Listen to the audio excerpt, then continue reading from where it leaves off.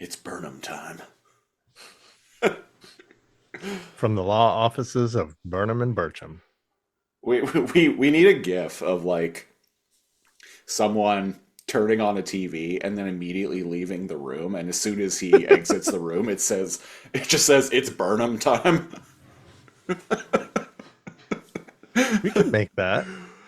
For anyone who doesn't get the reference, it's in reference to comic book writer Eric Burnham. We had a recurring joke on Too Much Energon where basically it was in reference to him basically like not understanding the characters of Beast Wars at all, and him admitting that he didn't grow up with it, that he just binged it on Tubi during Did he, or lockdown. did we just say that he did? No, he actually said that in like one of the letter pages of one of the early issues. He's like, "Oh yeah, I didn't grow up with it, but I binged it on Tubi back during lockdown."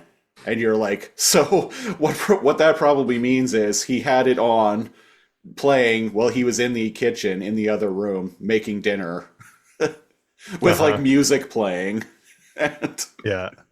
But he had the subtitles on the subtitles that he couldn't see because he was that in he the couldn't other see. room. Yeah.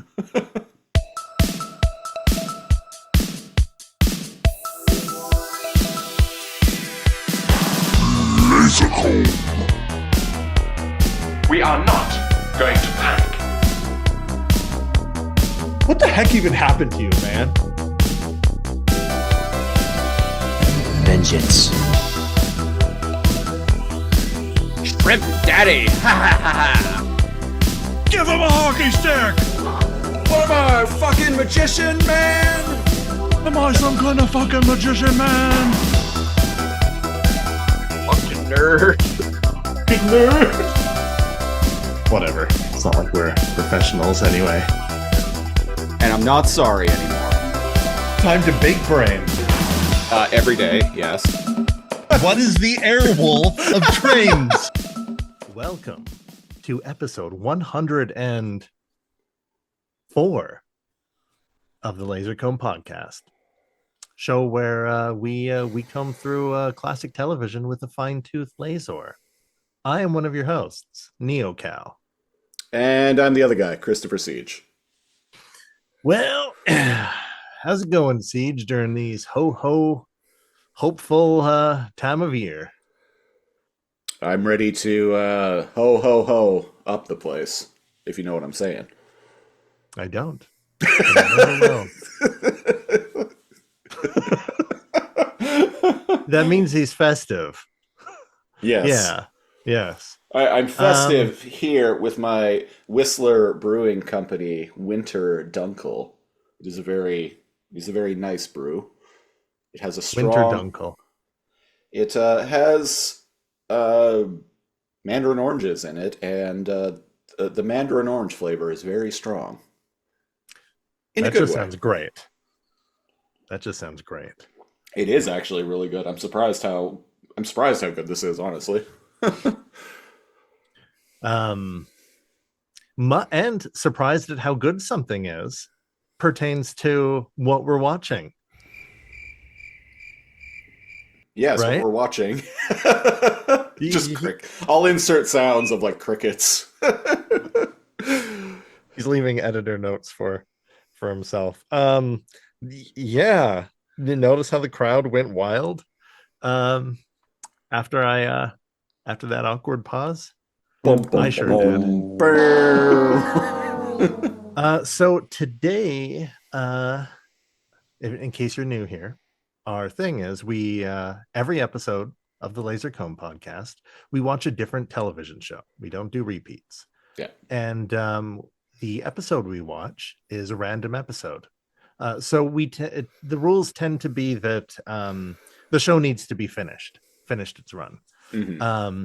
There's a gray area where it's like when it's like picked back up here or there or whatever, but Which has happened, I think, once or twice with us. it's happened once or twice, but yeah, whatever. So no reality TV, no game shows. And here we are in No episode documentaries. 104. But fake documentaries are okay. Just barely, but Barely. You're pushing the line, Jared, is what we're trying to say. You're on thin ice, buddy. He's pushed. What is it?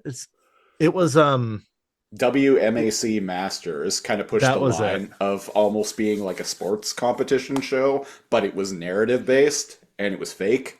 So it technically still counted. And then the episode of Atlanta was a fake documentary about a person who doesn't exist. Still counted. So it technically still We're counted. watching you. And believe it or not, 100 episodes in, we haven't done Buffy yet. So here it is.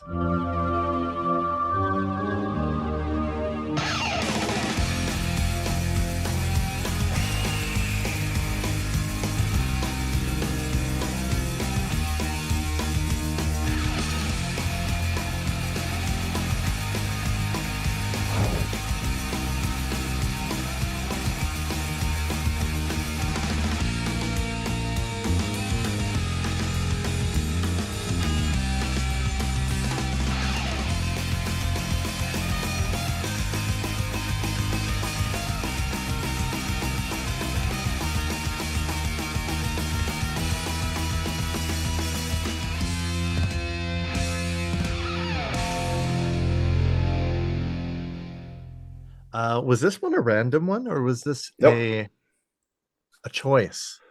So on here on the Lazor Comb podcast, Everything I said is true, except often we'll do shows that we kind of just want to watch. Like I'll pick one sometimes, Cal will pick one sometimes, but a lot, especially nowadays, because we have more than a few Patreon subscribers at this point. We'll do Patreon picks. Yes, thank you to everyone. At the $10 tier of our Patreon, patreon.com/lazorcomb, LAZORCOMB, you can pick a show for us to review a random episode of. Now, at the $20 tier, you can pick the show and the episode. So it takes the randomness factor out of the equation. this is how I reason it. So it's kind of Lazor Comb podcast is kind of like us randomly catching an episode, randomly one night you decide to watch TV. But when somebody picks the exact one, it's kind of like a friend being like, "Oh man, you got to see this show." Yeah. So I think it still fits. This one was a choice cut, a premium cut. Yes, by our longtime listener and Patreon subscriber, Josh. And Josh is going to tell us exactly why he picked this show. Take it away, Josh. Hey guys. First of all, thank you for allowing us to select a specific episode for our submissions. Buffy the Vampire Slayer is kind of special to me because it was the first TV show that I really bonded with friends over. The series has a lot of story arcs, so I tried to pick an episode that didn't require too much knowledge of other stuff happening. I think the only big thing that might confuse those not familiar with the show is why there are two Slayers. Buffy's briefly dead at one point, causing a new line of Slayers to manifest.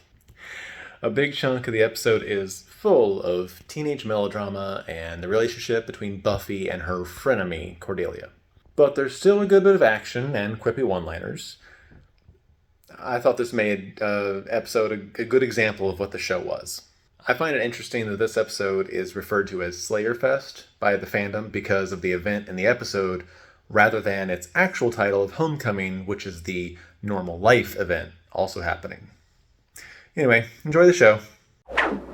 Thanks, Josh. Thanks, Josh. That's why he picked it, and that's why he picked the episode. And I totally understand where he's coming from, having definitely have heard what he said just then.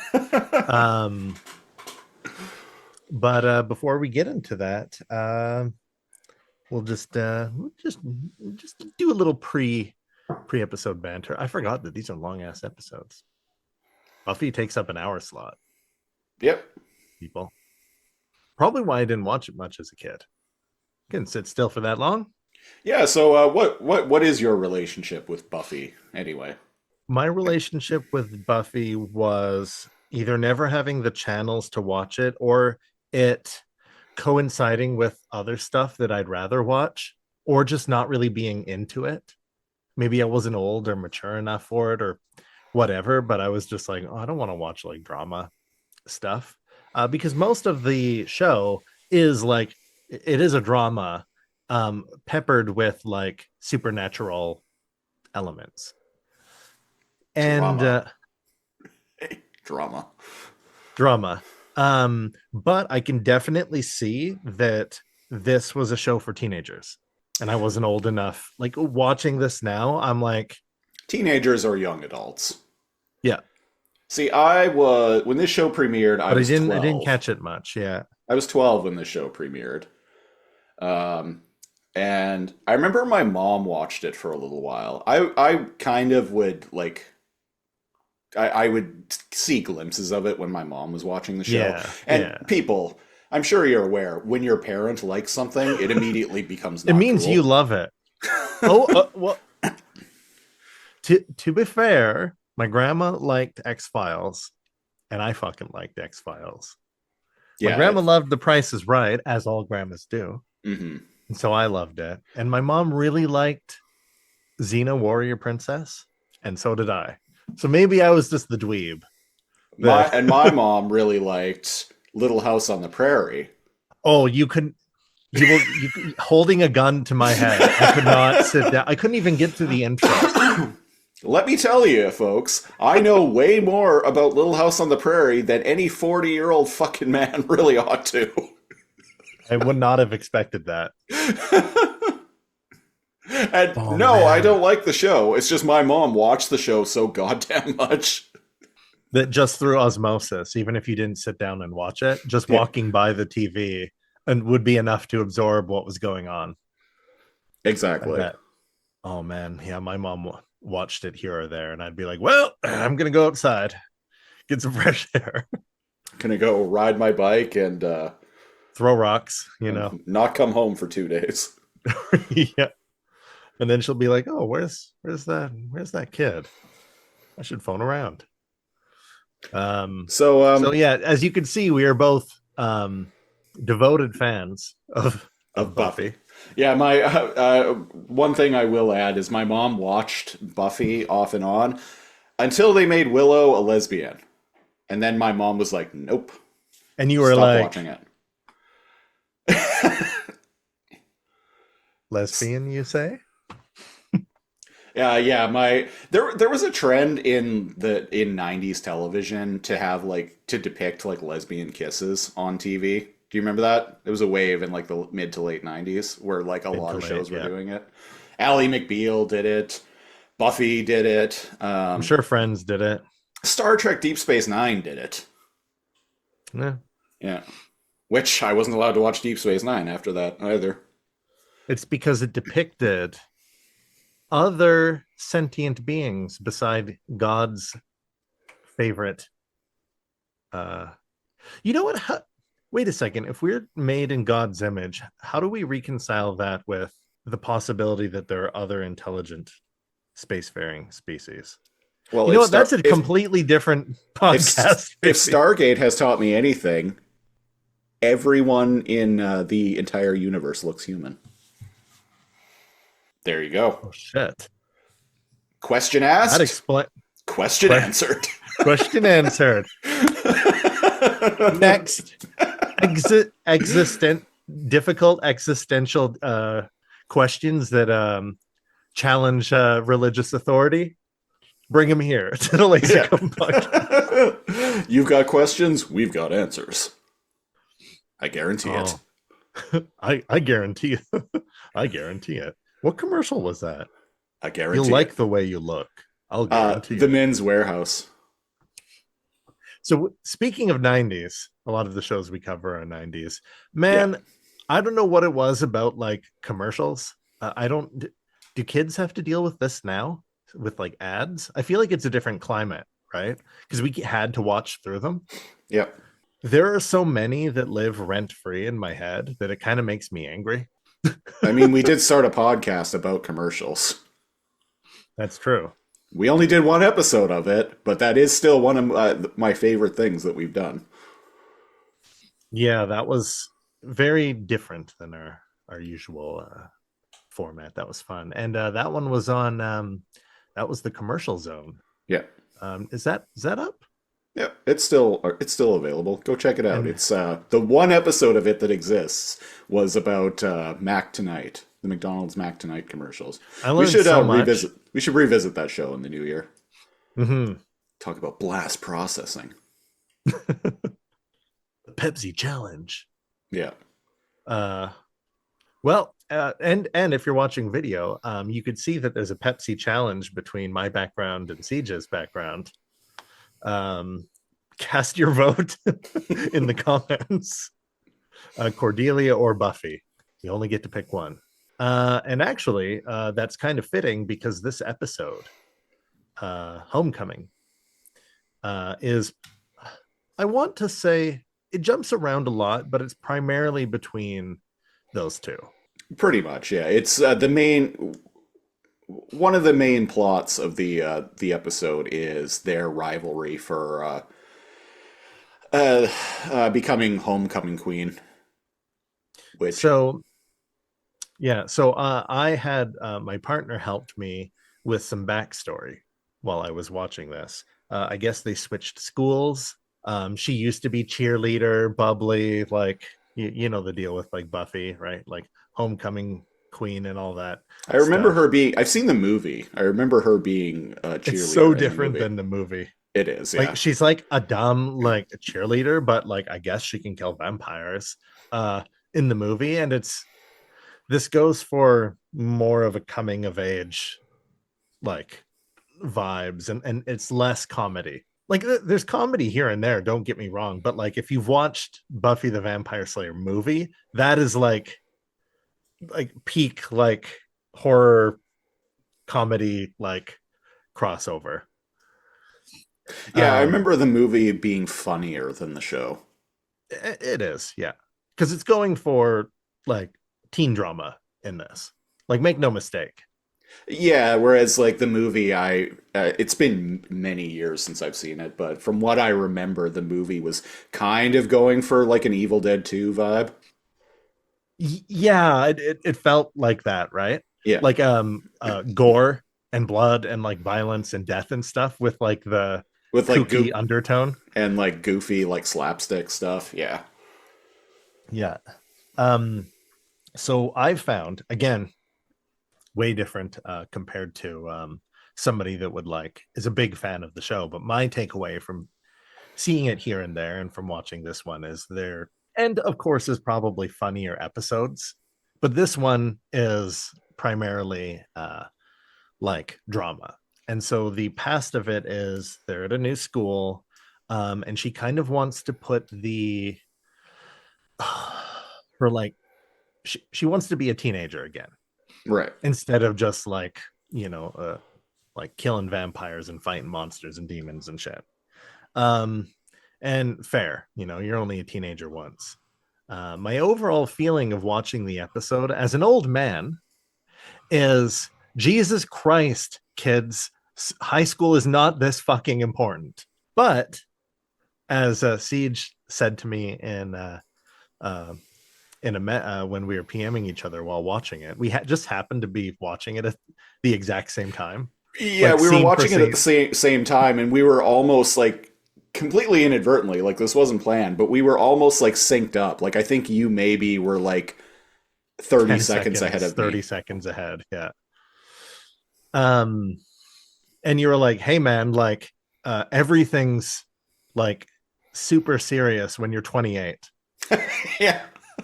And I thought that was a typo at first, like when you're 18 Yeah. or whatever, but no. Charisma Carpenter, who plays Cordelia, was 28 years old when this episode was filmed. She's more convincing as a bratty teen than some of the others, and but they're all like 25-ish. Conversely, Sarah Michelle Gellar, who plays Buffy, I just looked her up. She was 21 at the time. Oh, so she's one of the youngest. Yeah, and I think by and large, most of the cast was, like mid Like early 20s. 20s or mid 20s, yeah. So what ends up happening is Yeah, Allison This is- Hannigan, who played Willow, she was 24. The guy who played Xander was 27. So yeah, none of them were. All of them were well past their high school years. Mhm. And that's commonly the case. They're played by older people that just tend to. Hey, you put someone in pigtails with like bows, boom, high schooler. I feel like that's not done often anymore, but that definitely was a thing That was back then. And there are some tropes. To the fact that they poke fun at it, I think in Not Another Teen Movie. I should go back and watch that. I remember it being really good. It's dated, but it holds up better than you would expect it to, especially compared to like most of the other spoof films at the time. Oh man, I couldn't even imagine trying to watch some of those. I was listening to a podcast the other day where a film critic was like, they were talking about spoofs because they were talking about Kentucky Fried Movie, which I think was the first movie that the guys behind Airplane made. Oh, okay. But one of the film critics was like, as an experiment, I would love to hear from someone who's like in their late teens or like maybe 20-ish years old to go back and watch like Epic Movie, which was literally just basically spoofing movie trailers from that very year. Yeah, basically movie trailers, not even really like the movies. That was so bad, man. Have you seen that? Yes, I have. Yeah. But yeah, it would be, and Even watching it at the time. I kind of want to echo his sentiment there, because I think it would be interesting to hear from a young person who just goes and watches this movie that is just lampooning pop culture of that very specific moment in time, and like whether any of it lands with what their takeaway would even be. Yeah, How fucking cringe it would be. Yeah, if they even know what the references are. Oh man. Why does Superman get shot in the eye and in slow motion makes him go, ah? Oh fuck, I forgot about that. But that joke means nothing if you haven't seen the trailer for Superman Returns. He's so impervious, he's shot in the softest spot in the human body and doesn't even blink. And the bullet like flattens against his eye. That's how strong Superman be. That's how strong. Well, okay. So the gist of episode 5, season 3 is Homecoming. So Homecoming. We open at Angel Grove High School, and the teenagers are sitting around, and all of a sudden, during lunch hour at the cafeteria, all of a sudden, a communicator on Buffy's wrist goes off. And it's Alpha. And Alpha is like, Slayers! Slayers! Slayers! Zordon needs you at the command center right away! And Faith, the other Slayer, which it only shows like one scene. They're training later in the episode. Yeah. In the library. But I get that they just hang out in the library because Giles is there. Alpha, Angels escaped. Recruit a team of Slayers with attitudes. So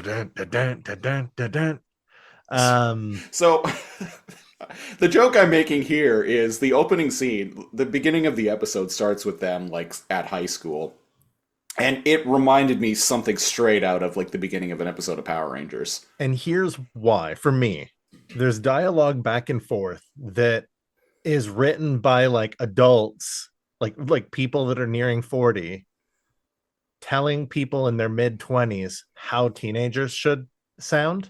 Yeah. And as a result, it's 6 people, and it's like they're all coupled up because everyone's dating. They're in their last couple years of high school.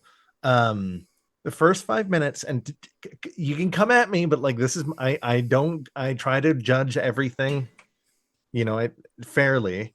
I was like, holy fuck, nobody can act. Nobody can act. Here's the difference in the corniness in Power Rangers right? Like they lean very heavy into the stereotypes, right? Like Yeah. actually, and like who's the Blue Ranger? Billy. Billy is like, well, actually based on the isotopes, blah blah blah. And then like Kimberly, right? Yeah, will like be all like something about shopping or whatever, right? It's self-aware that they're leaning into their stereotypes, right? Like the Red Ranger's like a leader and like, you know, tries to do right. The Black Ranger, he's like cool He's cool Right. and likes to dance. and likes to dance. And you know, it's like good with the ladies. And there's even an episode where the Blue Ranger like goes to him for like girl advice or something. I gotta say, when I was a kid, Anyways. Zach was always like, outside of Tommy, Zach was my favorite Ranger. Yeah, Yeah. because but and it probably acts better than the others. But anyways, Well, out of all of them, I think he's the only one who actually like maintained much of an acting career outside of just like doing Power Ranger stuff. oh really? Yeah. That doesn't surprise me. So when to get away from Power Rangers, 'cause it's already more it's self-aware. Yeah. Watching the beginning of this, it is very teenage drama, and you need to be invested in it to really care. That being said, I love some drama later, but we'll get to that. But it's very much like, oh man, it's very, at least they catch the point of teenagers being fucking awkward, because this, I don't know if it was written on purpose or if it's just the lines they have to deliver, but like there's some painful scenes. The quality of both the writing and the acting in that opening scene is on the level of Mighty Morphin Power Rangers. Is yeah, and but the difference is I think this is serious, whereas Mighty Morphin Power Rangers, everyone laughs at the end and then like shares like milkshakes, like it knows what it is. Oh man, they're can not. you imagine if in this opening scene all of a sudden you just hear do do do do boom boom diddly doo doo diddly, and Bulk and Skull just walk in. Man, I would love that. They're like little like, and they come down, they're like, and you know, like do something like grab a straw and like flick it at Xander Yeah. or something like that. It's like, oh, what you guys eating? And they try to like pick on Buffy, and she like grabs his wrist or something. Oh, and then like throws him off screen, and there's like a sound effect of him like hitting garbage cans. Yeah.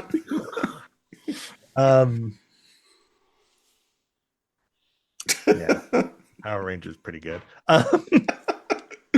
But we don't get that. Instead, we get like a lot of couples. It feels like none of them are going to last like more than a couple weeks. It's probably written that way, and indeed not even a day.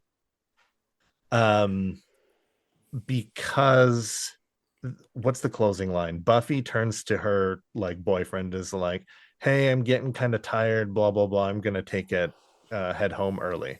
And she's being particularly awkward. She goes to see her ex, who's a vampire. Yeah. He's having a bad time. And I know this is Angel just because I recognize the actor and know that he played Angel. Yeah. And she shows up with a bunch of blood.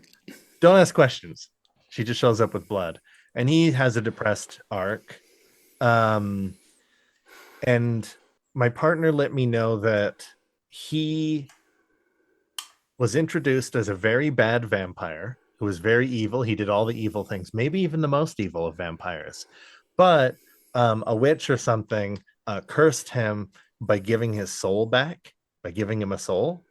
And then he felt regret, that all the things that came with having a soul. And I'm good. I'm getting it now. So an evil witch created a green power coin and gave it to Angel. Yes. And made him, and the evilness that was used to create the power coin made him evil. But once the evil witch's influence over his power coin was was taken away, suddenly the Green Ranger became a good vampire. That's it. Yeah, that's exactly what happened. And he feels really bad, and so he's walking around with his shirt unbuttoned, chest waxed. And if you know anything about vampires, it means he needs to wax his chest every night when he awakens from his I mean, I coffin, know when I because feel they bad about regrow something. all their hair. I mean, I know when I feel bad about something, nothing. There's no better way for me to show it than to walk around like just exposing like my beer gut to everybody. Yeah, while you woefully dramatically turn your back to people you talk to, and then when they say something, you turn around and take them more seriously. That scene fucking killed me, and I'm like, okay, I obviously see a lot of the influence for Twilight. Yeah. Like undeniably, right? Like the emo-y, like sad, and she's all like, well, I just wanted to tell you that I have like a boyfriend, and he's really great guy. I mean, like, he doesn't have abs like you, and he's not as tall, but like, or as good looking, but like, no, I can be normal like with him, and he's really great. And then smash cut to the next morning, and he's like, we're breaking up. Yeah, so she goes and meets with her boyfriend, and he's like, listen, Buffy. Listen, I thought there'd be more BJs. I've got to be. You know, like you kind of tease that anal might be on the table, and we've been going out 6 months, and that hasn't happened yet. Like, and like I have all this like lube that I bought in anticipation. Like, I used like 3 months worth of allowance and lube, and like, like we haven't even gotten to like home base yet, and like I thought there'd be at least like more BJs, and you're just kind of like a downer. And so we're reading between the lines, but what he actually ends up like saying is like, oh, you seemed so full of life, and like like energetic and like bubbly and like go get him and stuff, and now you're just kind of like, you just seem so distracted, and like the life has gone out of you. So I'm gonna have to end things with you. I'm really sorry, but this is for your own good. And I'm like, oh wow, like way to break up with people when they're like depressed or whatever. By the way, the guy never asks if she's okay. Yeah. So typical teenage. But he tells her later on in the episode that he's gonna vote for her as homecoming queen. Fucking liar. Which is a big subplot in this episode. So Charisma Carpenter, what was her character's name again? Cordelia. Cordelia. So she and a few others, but she is the very like preppy, like yes queen, like cheerleader type in the school, and she's running for homecoming queen, and she's like kissing butt and sucking up and giving people treats and that kind of stuff. And her and Buffy always butt heads, and they're butting heads, and then she's like, oh, I would love to see you try to like win homecoming queen. And Buffy ends up being like, oh, because she missed picture day, right? Cordelia was supposed to tell her. And she's lamenting, Buffy. She's like, oh, I just want like like things to go back to like the way they were. I want like my teenage years to matter. Like I used to be like the main attraction on like the yearbook, and now I'm just going to be like 1/8 of a page on one page of like the yearbook. And then Xander's like, well, actually you're not even going to be in it because you missed picture day. This whole bit feels like it was written by a 35-year-old who misses their high school years. And if you've watched any of the podcasts that Christopher and I do, those are our favorite people. The people that peaked in high school and reminisce about it deep into their 30s. Yeah. And that's what this feels like. Yeah, because she's all like, oh, I'll have like nothing to show and oh, blah, blah. And now here's the thing. During the 90s, it was very tropey to romanticize high school in TV shows. Like that was like peak, like being cool, like high school's like cool. for like the cool people, and it sucks for like the but whatever. But like, it's so inconsequential. I feel like in almost everywhere else, probably in most of the US too, that it's such a weird trope to go back and like witness. Like, man, imagine being like depressed because like you might not go to prom. Like Canada doesn't even like fucking do that. Like, I Yeah. don't know, like go to a friend's house or go to a beach party or something. Like they don't like host and like monitor like children dressing up to like dance together. Like the schools don't fucking care. And so it's very weird as Canadians looking back at that like culture now, and it's just like, why do you kids fucking care? Well, we Oh my have God. high schools And I here. understand when you're a teenager, every year is a big part of your life, and that's your whole life, and you can't escape it. I understand that. Well, high schools here have graduation dances. Yeah. I don't think they call But, it like, prom, but No, they don't. It's the grad dance. yeah, I know because every And they're time okay. every time that's going on, and when I go to the liquor store, they always ask me. They're like, "Hey, do you want to donate money for dry grad?" And I actually like kind of made a woman at the liquor store kind of like go once because I was like, nah, I was getting shit faced at that age. Why shouldn't they? And she was like, huh? And I just laughed and walked away. And clutched her pearls and backed away from you. And Yeah, you're like, pretty well, my job here is done. my job here is done. Yeah. So Buffy decides that she's going to run for homecoming queen too, and starts handing out flyers, giving away cupcakes. Cupcakes is a big thing in this episode.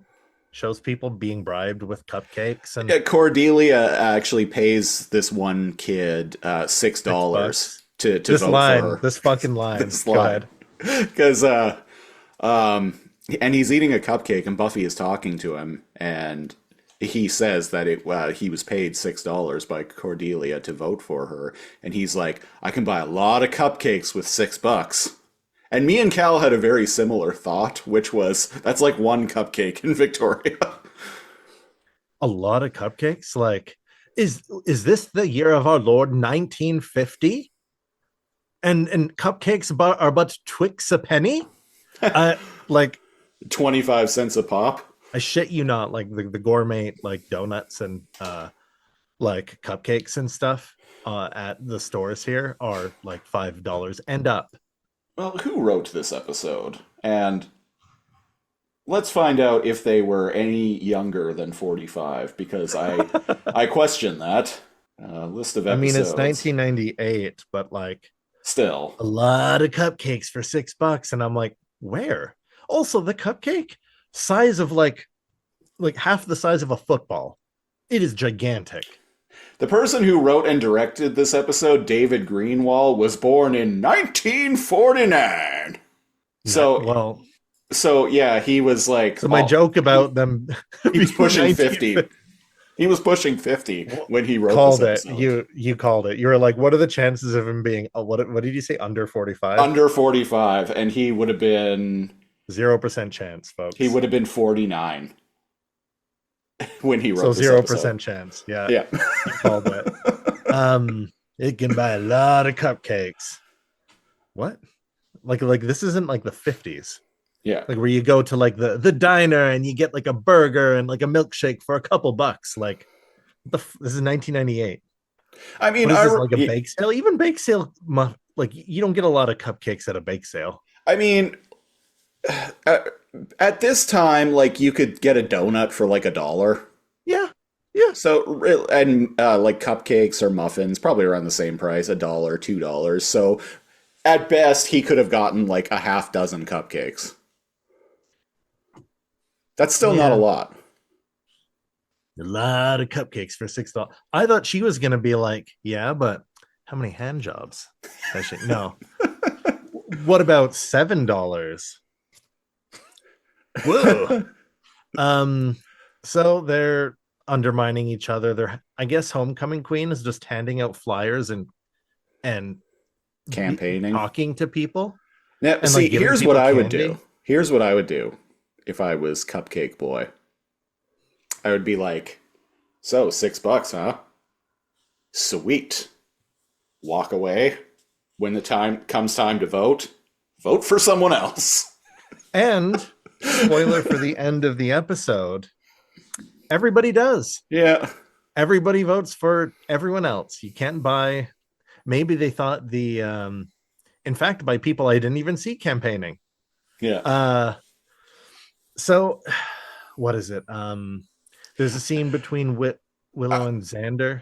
I actually kind of appreciate the humor in that these kids are actually, well, quote unquote kids. The characters are supposed to be kids. The actors very clearly are not. But I feel like there's a little bit of meta commentary there that these kids like who think that they're like kind of popular and cool are like so out of touch, are like so actually are so disconnected that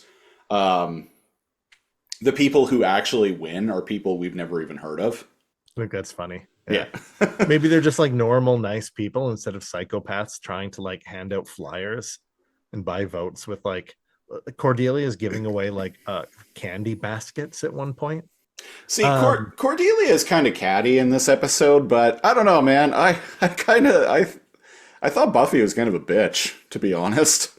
So this is an arc where she's trying to like re-find herself and find humility and like be more humble and like be a teenager. And so it's in an awkward part of the series. I've been told. Yeah. Well, apparently 28 is the age that you become, that one tries to become only queen. 28.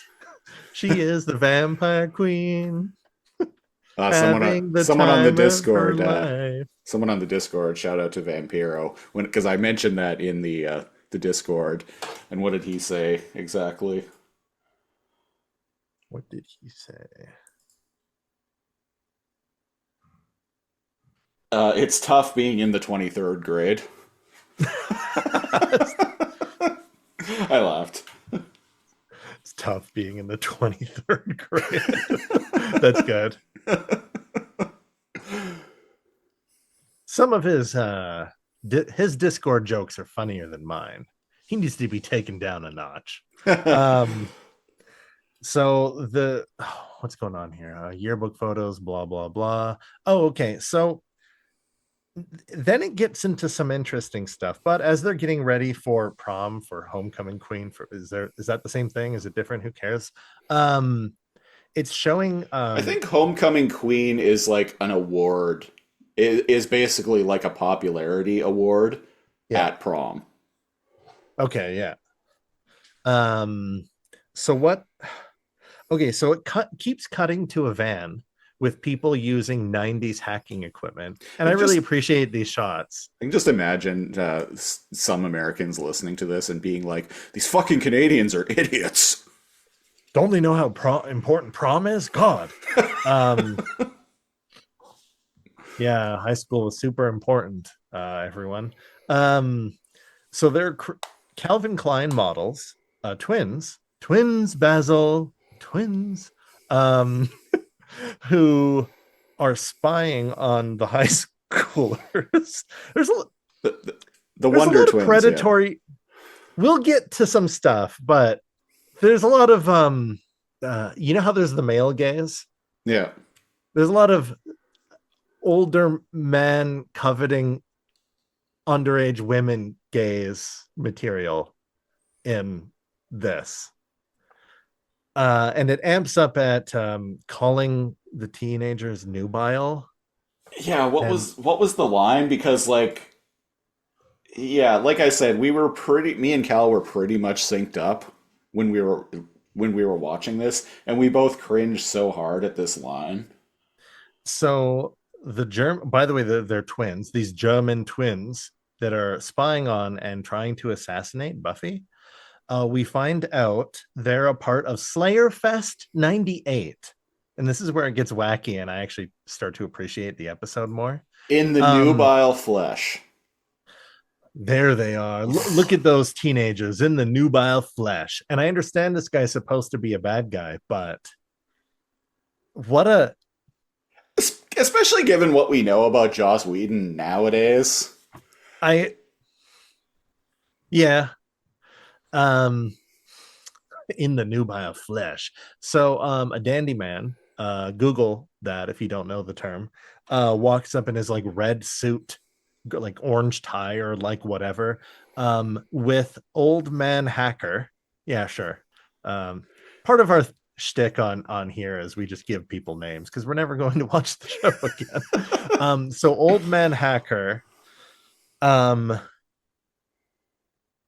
is organizing Slayerfest in 98 because they want to kill Buffy and Faith. Faith is the brunette that Buffy was training with in the library. Faith was played by Eliza Dushku, right?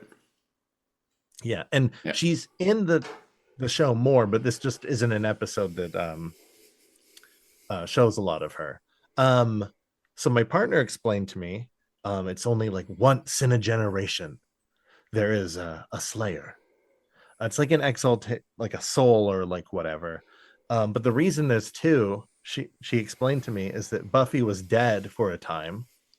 The Slayer likeness awoke in Faith, and then Buffy was revived somehow, and she came back, and that's why there are two Slayers. And this is a particularly dangerous time for like demons and vampires and everything, because there's never been a period where there's been two Slayers. And that's why Slayerfest was like organized by Dandy Man and Old Man Hacker. And he's giving a spiel to a group of assassins. I think the I think the rich old hacker man, I think, is the main bad guy. And the dandy man vampire is like his henchman, basically. Is someone working for him. He's the one selling Slayerfest. The idea of Slayerfest. Okay. So there's the German twin, the Calvin Klein models, the German twins who are The dressed Wonder like Twins. Sam Fisher. Who are dressed like Sam Fisher for like the entirety of this episode. And this is before Splinter Cell even came out, but like, yeah, later on in the episode, they straight up look like Sam Fisher. Like full body, like black, like with the gun, with the like the Christmas tree, like night vision goggles. Yeah.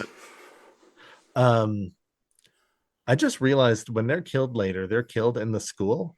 Yeah.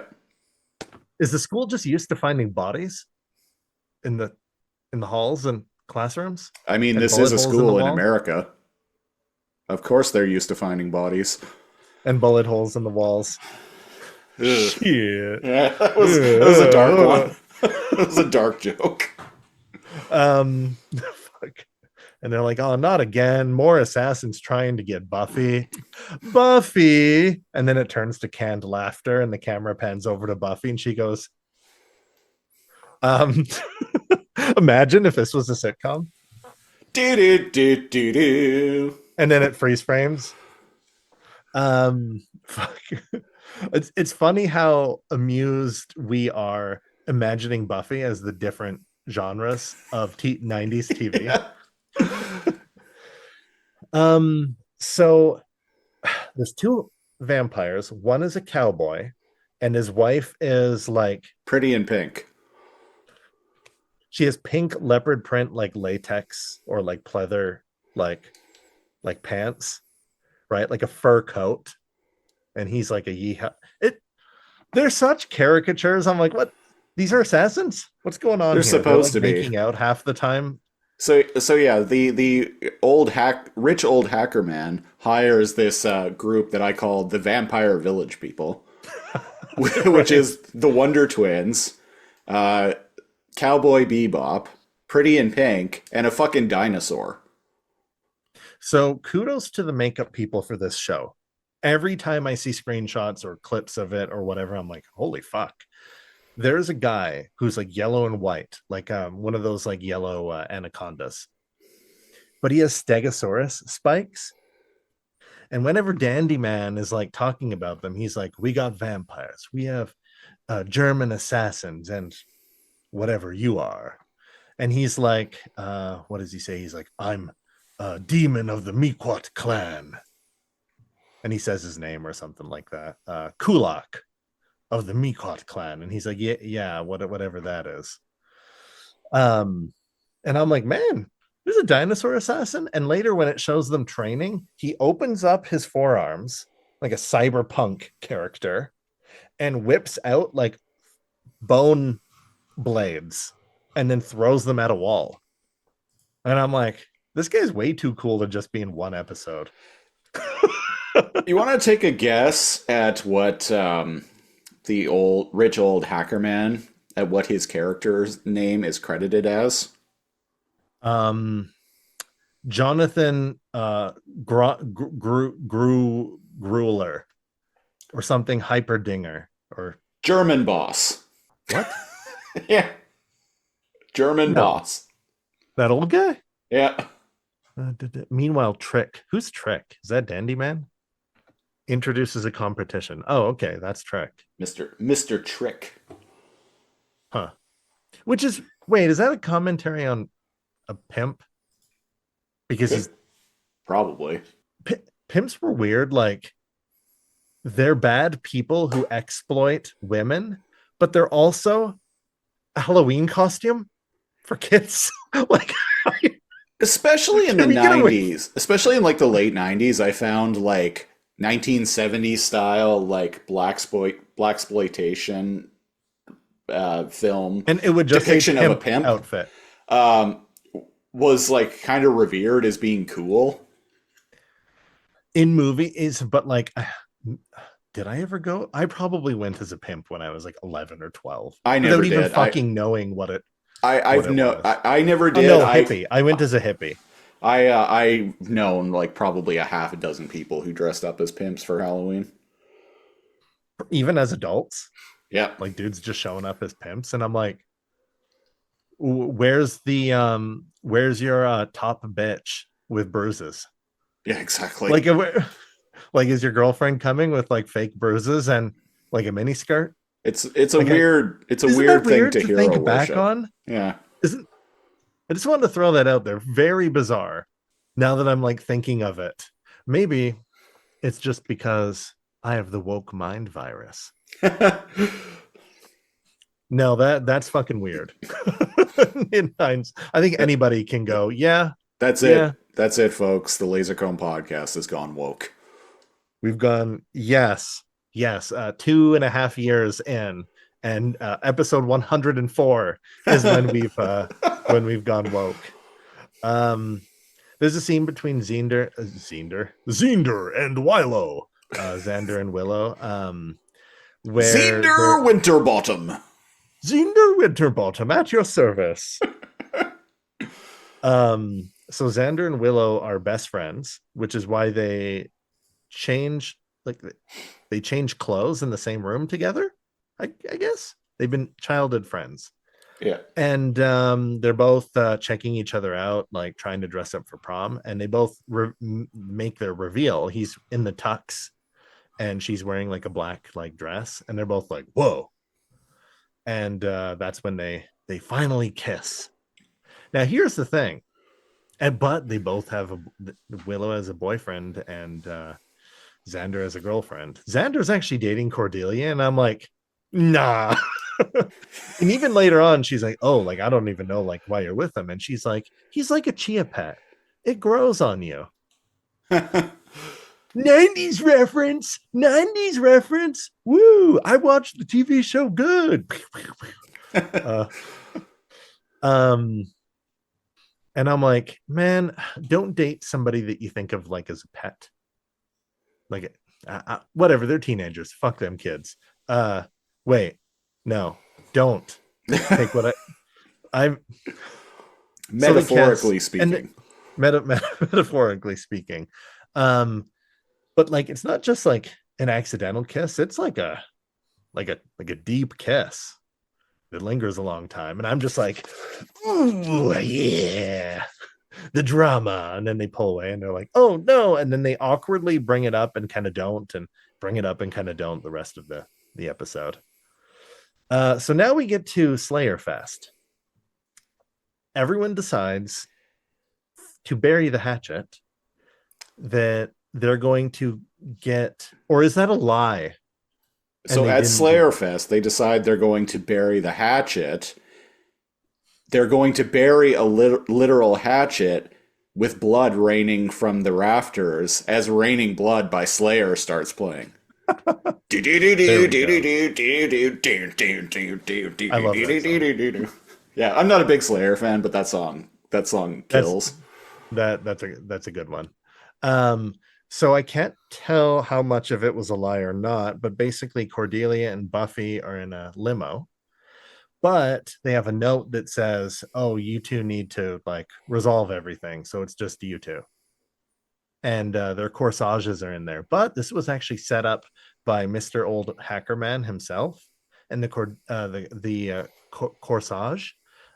They have trackers in them, and they pull out in the middle of a forest, and there's a CRTV set up on a barrel. This whole thing in the limo, because like, yeah, they put Buffy and Cordelia in the limo together, and they're like, Willow is like, yeah, we're not gonna ride with you, right? Yeah, we're not gonna ride with you because we want you to figure out your differences on your own on this limo ride. And this actually reminded me, there's an episode of The Shield where Vic Mackey puts two gang leaders who aren't getting along. He kidnaps them and puts them kidnaps them, puts them in like a shipping trailer, like on the docks. Yeah. And he's like, okay, I'm going to lock you in here all night and you guys are going to like figure this shit out. He locks them in there all night, comes back in the morning. One of them walks out like covered in blood, and Vic like calls, he's like, hey, other guy, you in here? And the guy who walked out was like, ain't nobody else coming out of there. What did you expect to happen? Yeah. And then it cuts to canned laughter and it freeze frames. So by the time the limo actually gets to SlayerCon, Cordelia comes out like with her dress like half ripped off, like covered in blood. And that's the end of the episode. No, we find out that the drivers. Now that I say that out loud, I'm like, I actually kind of like that image. Well, I was hoping that their dresses would get all ripped and they'd get all dirty and bloody. And you know what happens this episode? That. So there's a VHS that auto plays like you're in some sort of jigsaw trap. And it shows Dandy Man, and he's like, welcome to Slayerfest 98, where assassins are hunting you for sport.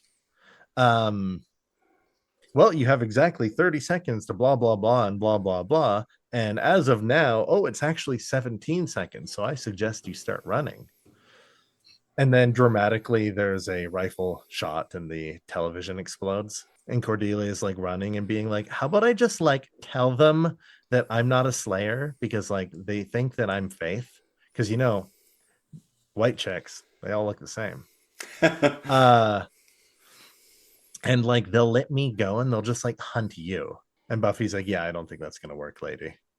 They're running through the forest, and there is a human hunter, and he uses a gun and bear traps. He steps in one of his own bear traps, and Buffy threatens him with a gun, which I thought was pretty cool. She's like, tell us what all this is about and who's after us and what they have, or die. And she like, you know, chambers like a shot or shoots over his shoulder, and he tells them. For the rest of the time in the forest where it cuts to him, it shows him struggling with the bear trap. I've used bear traps. A human can suppress the tension.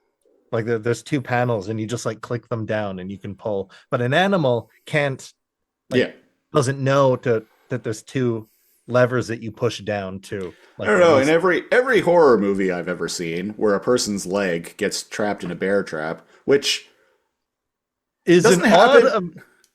Like quicksand, we thought we'd be stepping in more bear traps.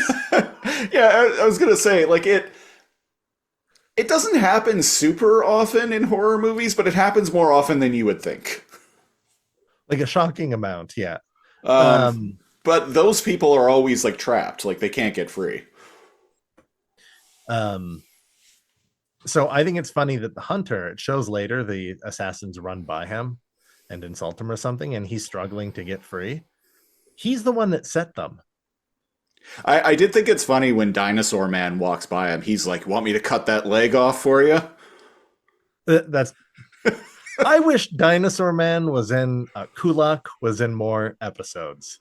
His fucking makeup is great, and I like how he just pulls his bones out and throws them. Anyways, Knife hands. Knife hands. Knife hands. They hide in. Speaking of Evil Dead earlier, they hide in a cabin in the woods, and she has the rifle, and she's like, "Okay, we're gonna have to make our stand here, and we need to find you a weapon." And Cordelia looks around, and she's like, comes back with a spatula, and she's like, "That's not a weapon." And she's like, "Well, it was like this or the telephone." And Buffy's like, "There was a telephone, and you never thought of using it?" Sure enough, again, kind of like the TV out in the middle of the woods, the telephone here works. Didn't the bad guys set up Slayerfest? You'd think they'd not pay the phone bill. Or so anyway, they make a call out towards the librarian. They call him Mr. Giles, aka the only one that knows how to act on the show. He's in this episode for like 30 seconds, unfortunately. And the old man hacker, there's a scene that actually made me laugh out loud. It shows the old man, and he's like, "Enhance," and it shows like a battle royale grid of the forest. Boop, doo, doo, doo, doo, doo, boop, doo, doo, doo, doo. And it's like triangulating and zooming in on the grid where they are. And he's like, "She's in the phone line. I have to Enhance. Enhance. I need to cut off the phone." And he disconnects the phone line from his laptop because there's like an old Nokia connected to his dial-up modem, and a lot of Panasonic monitors shots. I like that old like classic like hacking bullshit stuff. So anyways, the Germans, the Wonder Twins, they fire a rocket, but it's not okay. So they fire a grenade into the cabin, but Dinosaur Man finds them first. He like breaks down through the window or something, and there's a fight where she uses like antlers, like elk antlers, to almost like a batliff from Star Trek as they like fight. And she's like, "Cordelia, shoot him!" And she fires and misses, and she's like, "Actually, go back to the spatula." I thought that was funny too. And they fire a rocket, but it's a stereotypical like toy, like the shape of a rocket with 3 prongs like on the bottom, and it launches through the window and like clatters on the floor like it's a timed grenade. And then I laughed again. They all look at each other, look at that when they're in the middle of the fight, and Buffy grabs Cordelia and they jump out a window dramatically. And then Dinosaur Man, Stego Man, if you will, he's got cool Stegosaurus things on his head. He runs and tries to jump through a window, but the camera pans to the outside where it's been boarded up, and then pans back to the inside where he just bounces off the boarded up window, and he falls next to the grenade and looks at it and is like, and then there's an explosion budget for this episode, and it is a huge explosion. Like it blows up the entire cabin. It's not just like a concussion grenade. And Buffy and Cordelia like dramatically jump towards the camera as it explodes behind them. And then they go, "Quick, let's go back to the library." And off screen, they just run back to school. Yeah. They didn't take them like out into the middle of nowhere. They took them like a 5-minute drive away from the school. Granted, I was pulling, especially later in the episode, I was pulling a bit of a Burnham. I was prepping slow cooker chili, which is still cooking right now. Allergies.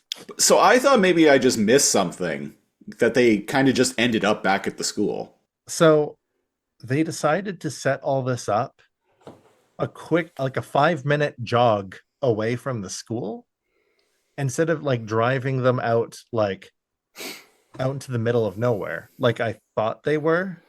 So, anyways, maybe they took the limo. It never implies that. They just run out into the woods because Buffy has perfect directional sense. So the next scene is, other than showing prom like here and there and them being like, where is Cordelia? It shows Giles being knocked out. He's knocked out by Yeehaw assassin and his wife, Pretty in Pink, looking at her nails, waiting for the Slayers. Sound a little bit like Harley Quinn, classic Harley Quinn. And they show up and surprise, motherfucker, it's a trap.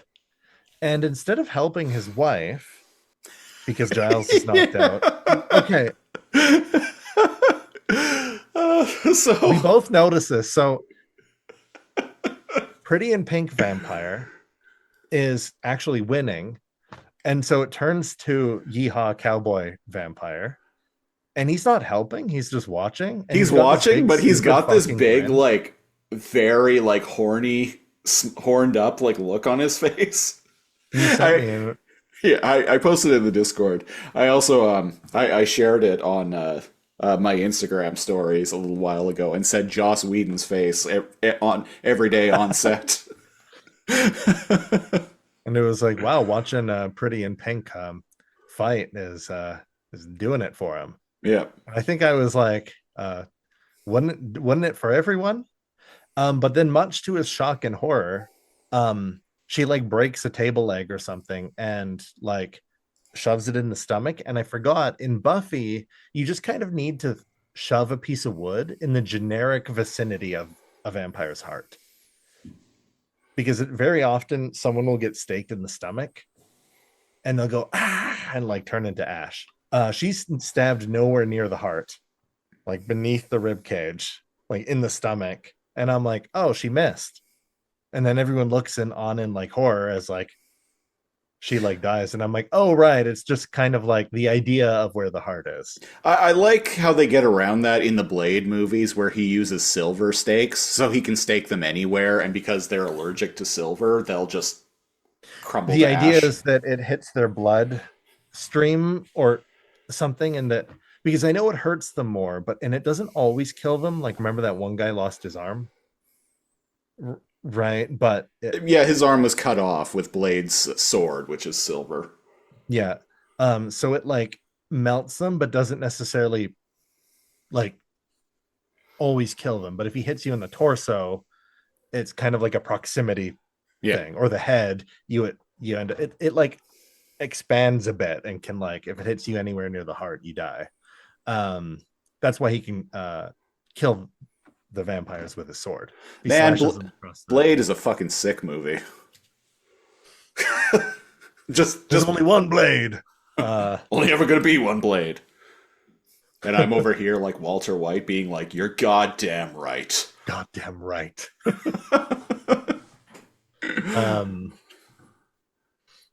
Fuck, where were we? Oh, somehow Cowboy Bebop is, into his horror, sees his wife like instantly like die before him, and then knocks Buffy out.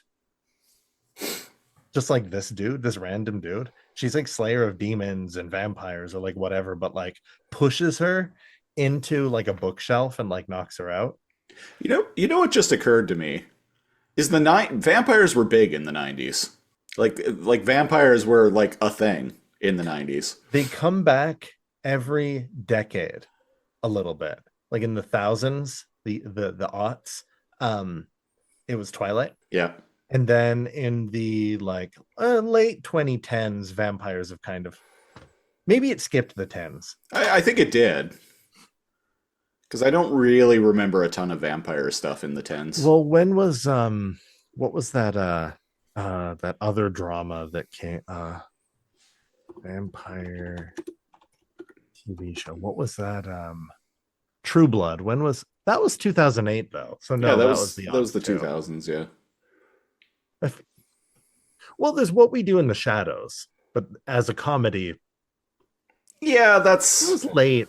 I don't really think that. It's like comedy. Yeah, I don't It's think not that really counts. like Castlevania doesn't really. It's not the same. It's not the same.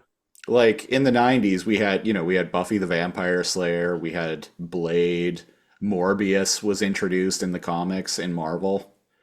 Oh, was that Um, in the 90s? yeah, he was a big character in the 90s. And I know Uh, like Hellsing came out in 2000 and fucking whatever. Yeah. Vampire Hunter D in anime, I Oh, think was like 1990 or 1991. Um, yeah, Legacy of Kain. there we go. That was when was that? Vampire OG Vampire Hunter D was 85, Oh, okay.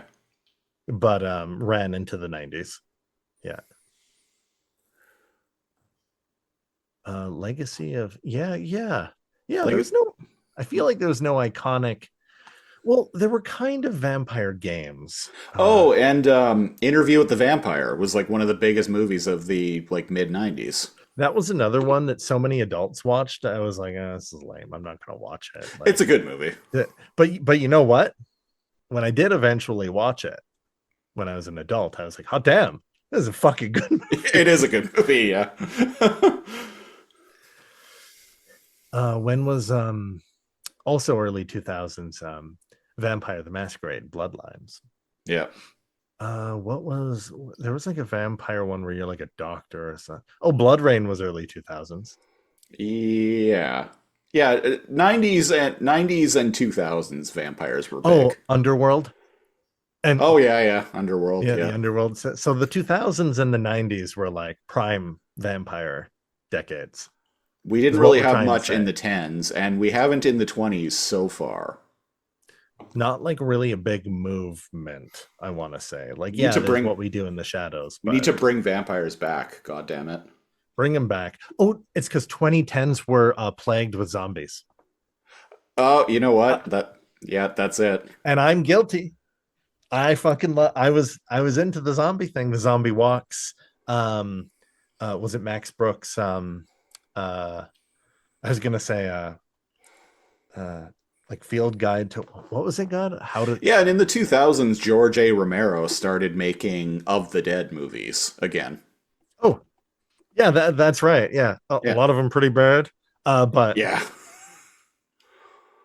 I think the last one, I remember a lot of people liked Land of the Dead. I didn't. It's one of those ones where people liked it far later.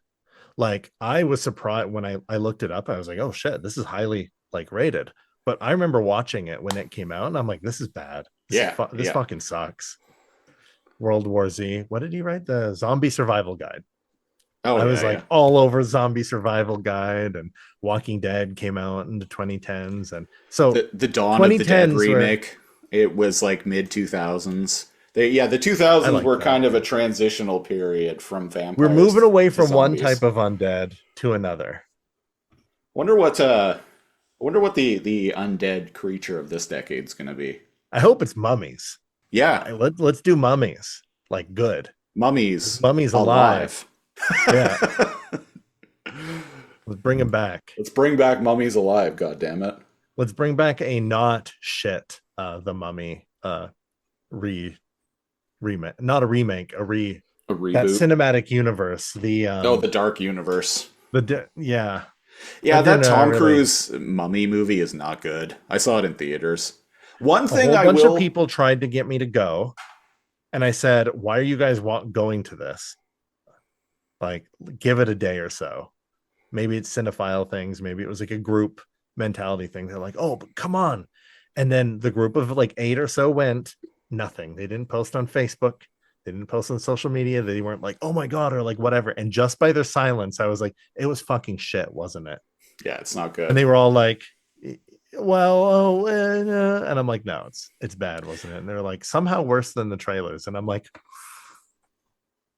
One because the trailers were bad. one thing I did kind of appreciate about that movie is Tom Cruise is kind of playing against type in it. Like he's still like I did hear that. Yeah. like he's still like an adventure hero type in the movie, but he's actually he's not a hero at all. Like he's actually like pretty cowardly and like has an every man for himself kind of mentality. He's not trying to save anyone. In fact, there are times in the movie where like he has an opportunity to like save someone and he just leaves them. My favorite meme at the time was when, imagine at the beginning when they uncover like the coffin or whatever, and then what was it? My brain is going.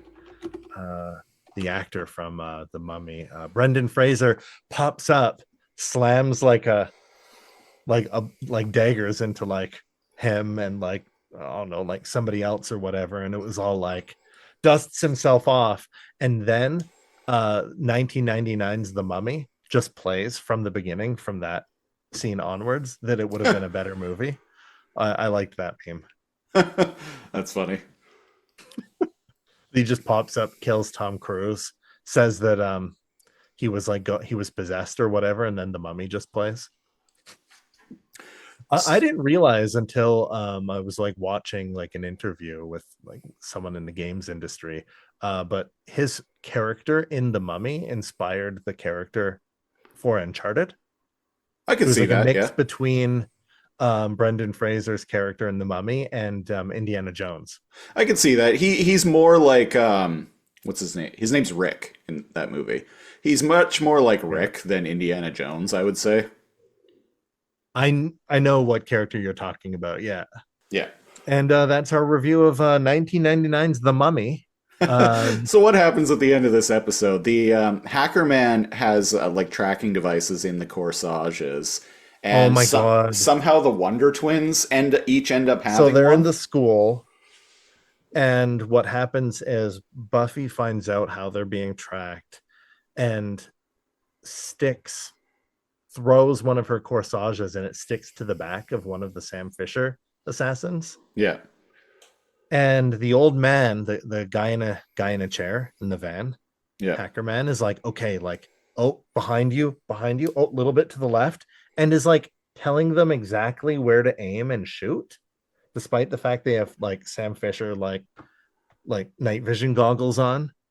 And I'm like, why aren't they using their own eyes? And then he's like, now fire, and gets one of them to shoot through a wall at the where the tracker is, but the tracker's on his brother. Yeah. And then being shot at, that guy panics, turns and shoots at who's shooting at him, and they both shoot through the wall and kill each other. So Hackerman is directing both of them. You would think that he would notice that the trackers themselves are following his direction, his instructions. If he's following them and is giving them step by step, like literal like directions and where to aim and shoot. All he has to be is like, okay, Wonder Twin 1. Take 3 steps to the right, and he'll see on his screen that one of the trackers will move like 3 steps to the right. And You'd think he would just figure that out. Here's the thing. Tell me how you're abruptly running out of budget for the time and or budget for the episode without telling me you're trying to just abruptly end the episode. Now, here's the thing. It's 90s TV, not a lot of like budget or whatever. They're just trying to wrap it up, showing how clever Buffy is. I understand there's some campiness. The idea that they're like trained like assassins and they like accidentally like shoot each other to death is very, because they're following like, now aim up, a little bit to the left, a little bit up, oh, no, back to the left, now right again, now is silly bitch territory for me. But whatever. And the vampire cowboy Bebop, he's defeated by Cordelia because when he goes to kill knocked out Buffy, because they think they're both Slayers, she's like, hey, I'm a Slayer, and if you saw how pissed off she is, like, wait till you get a load of me. Yeah, because he's all, because she ends up killing Pretty in Pink, and he gets mad, and he's like, I'll kill you for this. And is winning. Yeah. But then Cordelia bluffs her way Yeah. and passes her intimidation check. And she's like, well, what's the next move, cowboy? And he's like, later. And like, He's very much just like, okay, see ya. ma'am. Just walks away. Okay, see ya. Then they both go to prom. They both look they're dirty, bloody, their dresses and hair is like messed up. And they're like, where have you guys been? And Giles is just kind of like there, and he's like, oh, hey, good thing you guys showed up. Haha. And I'm like, wow, they're really just very quickly fucking wrapping this up, huh? And they're like, well, time to count the votes for the prom queen. And they're all both like, so all of that pettiness like doesn't matter, right? And Buffy's like, actually, it's more important than ever. And Cordelia's like, I agree. And it's like, oh, what's this, folks? Oh, what's this? For the first time in blah blah blah high school history, there's a tie. And Angel Grove high school history. Angel Grove High School history. There's a tie, and it's between someone who wasn't even in this episode and someone else who wasn't even in the episode. Kimmy and Cassandra, come on up. And then two girls that's never like even shown like end up going and sharing homecoming queen. Yep. So the moral of the story is you can't buy votes, or that it doesn't, in the end, it doesn't even matter. The moral of the story is bitches be crazy. The moral of the story is women be shopping. Snitches get stitches. Snitches get stitches. And $6 buys a whole lot of cupcakes. And the moral of this story is if it don't make dollars, it don't make sense. And the moral of the story is mummies are afraid of cats. And the moral of the story is cats are smarter than dogs and more attractive, and they don't drink from the toilet. What's hotter, a dog girl or a cat girl? I think that answers our question. Yeah. Furries, comment down below. Oh, fuck. Well, So that's the it episode. kind of end. Is that it? Dandy Man's recruited by the mayor? Trick? He wants Buffy dead? Whatever. That I want to talk to you about the Avengers Initiative. basically there's some. Oh, what are these two getting up? Oh, that's funny because Joss Whedon ended up directing the Avengers. That's an unintentional reference. I wasn't intentionally trying to link the two, but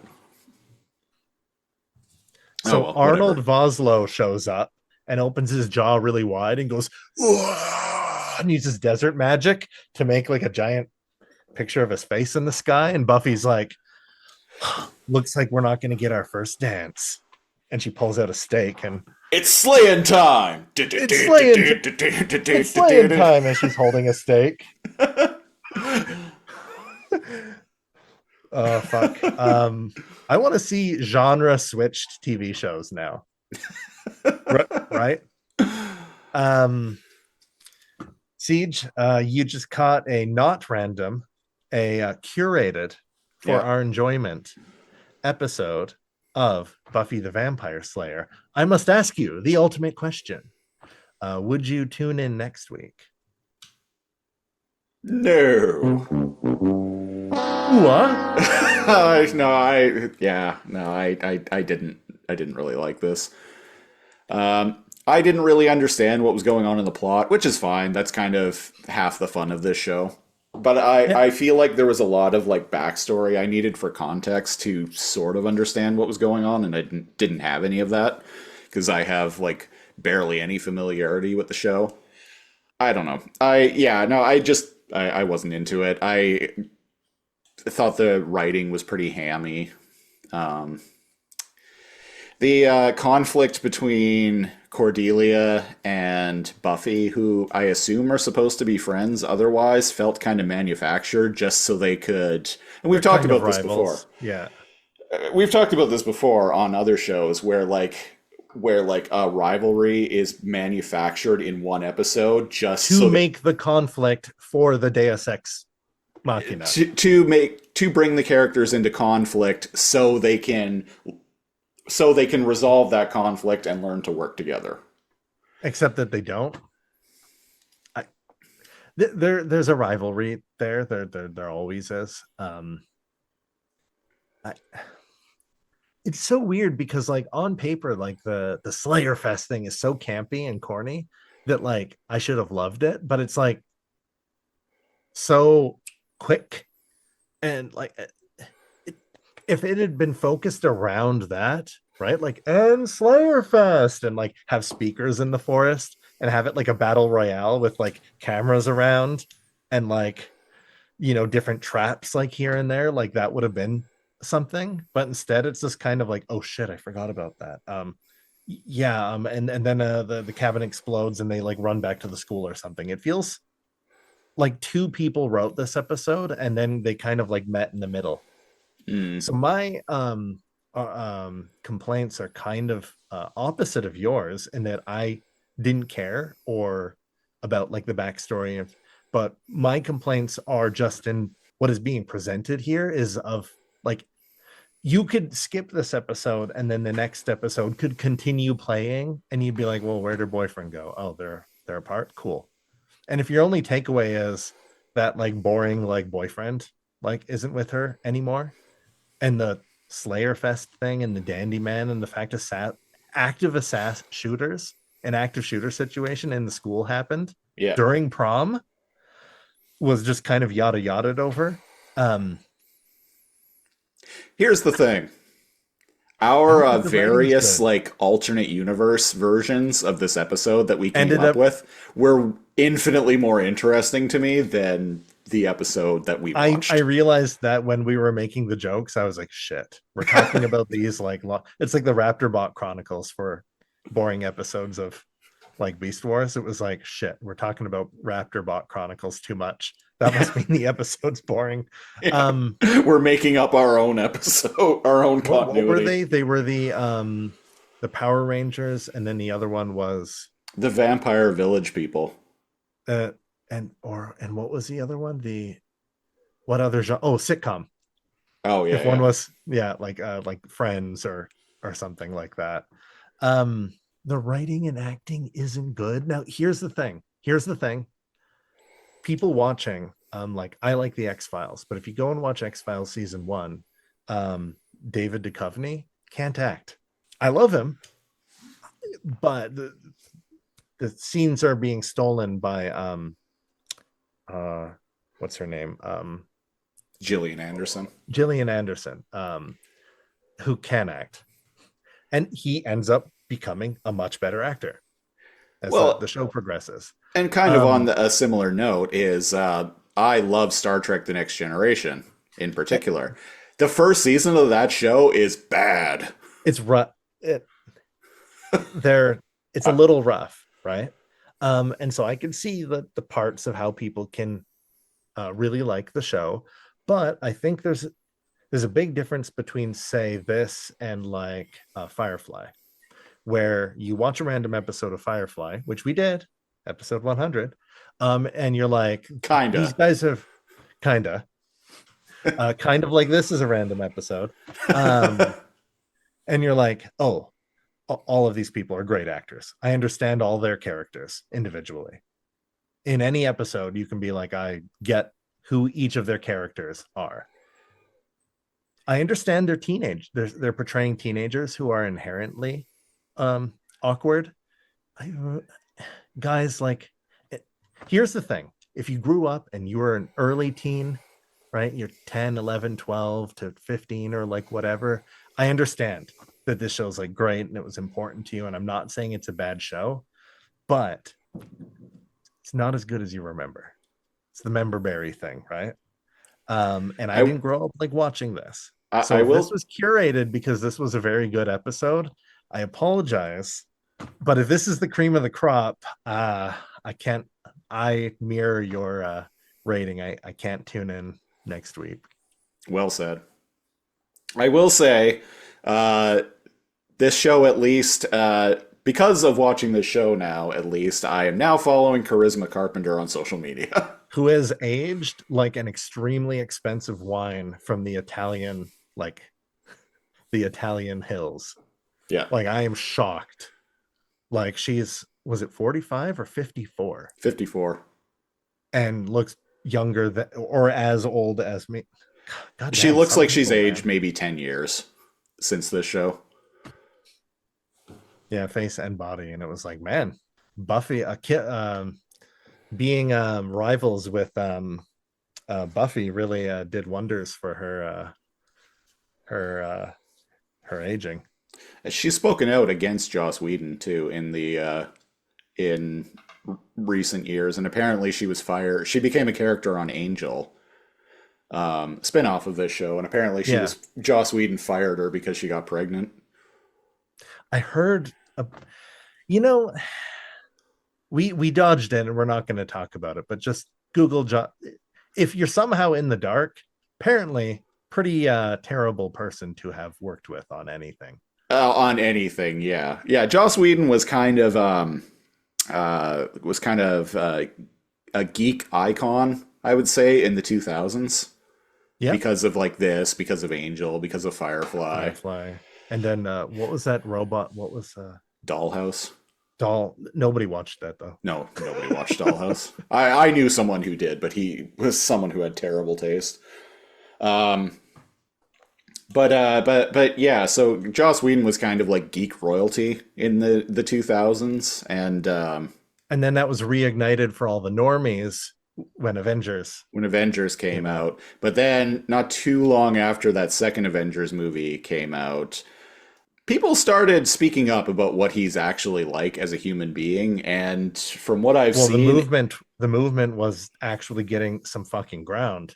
Weinstein was fucking locked up, and like Me Too was actually like people were feeling like they could speak up about things and whatever. And well, wouldn't you know it, pretty fucking at best creepy, at best kind of a sleaze, at best, yeah, and at worst much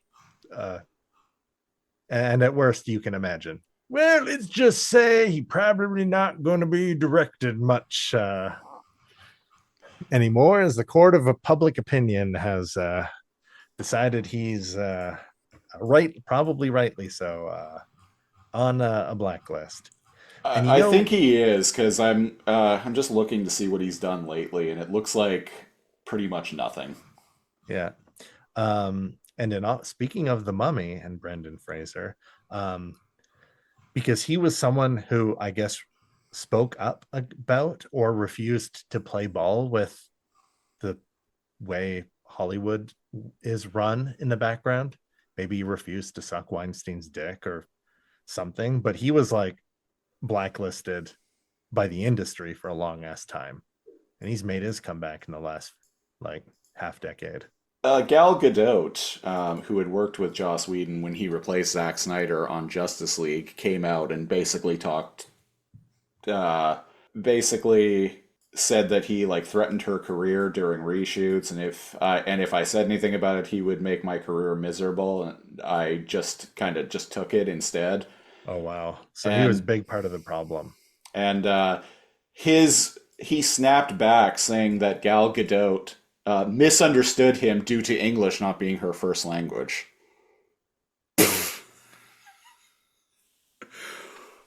What? Why isn't everyone on my side now?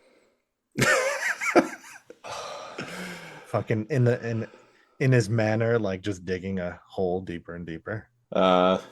Screenwriter Zach Penn wrote in the book MCU: The Reign of Marvel Studios that Whedon is a dick and a bad person.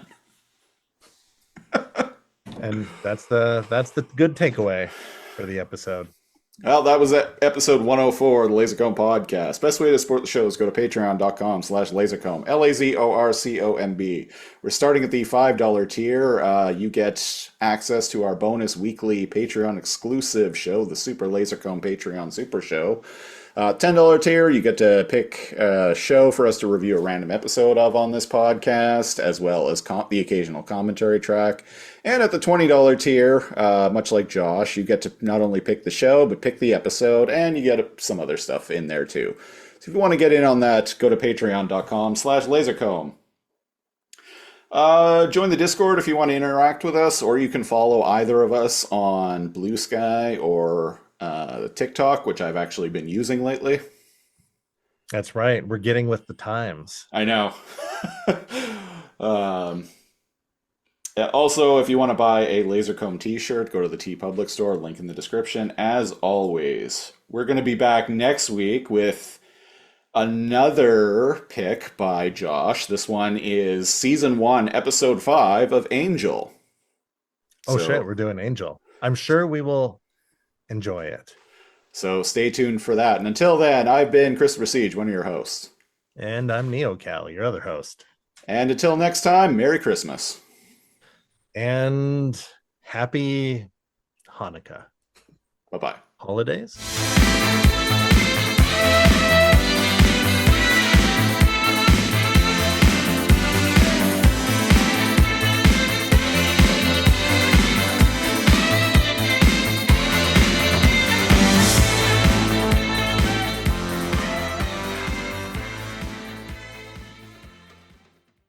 Charisma Carpenter measurements. What? How'd that get there? It was funny. Me and a coworker were talking about Melanie Jolie. I think that's how you pronounce her last name, right? Okay, yeah. Canadian politician. Mm-hmm. Me and a coworker were talking about her being hot because she is. But like, I googled her because like I was curious to see like what her position is on all the stuff that's going on with Trudeau and the Liberals right now. And the top autocomplete search result is Melanie Jolie measurements. Now here's the thing. Here's the thing. Mine are husband, first husband, baby, and Justin Trudeau. Children, Canada, etc. Now, Okay. I keep telling you this, that they're different for each person, and you're telling on yourself when you say I never Google someone's measurements. that's true. I never do. Okay, let's do an experiment real quick before we jump into it. Let's both type in let's Justin Trudeau Measurements. and then a space after and see what the top things are. Okay.